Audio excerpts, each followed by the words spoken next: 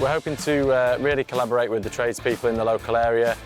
So we're giving away free kits today to all of the customers that come and see us and speak to us to hopefully, first and foremost, help them protect their livelihoods, and secondly, to give them the tools to do so and to raise the awareness of it. Jewson are always about the trade, always have been, always will be, and the product that SelectaDNA have got is incredible. It allows police to trace back from a recovered item to that tradesman, and the police do recover loads and loads and loads of items.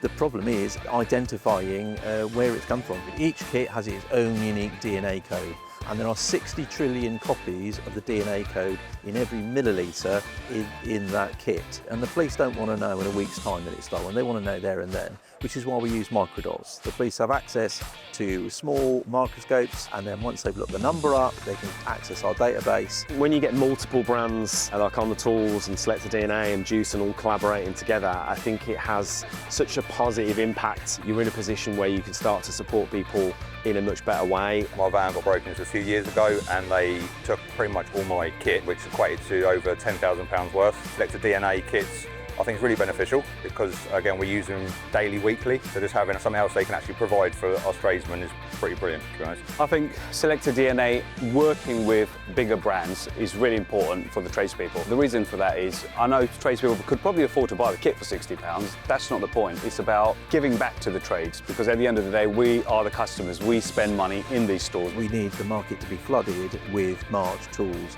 I think more and more people are starting to use it, which is the whole point. The more people that use it, the more powerful it becomes. And I think this collaboration can be one of the elements that starts to solve tool theft across the country.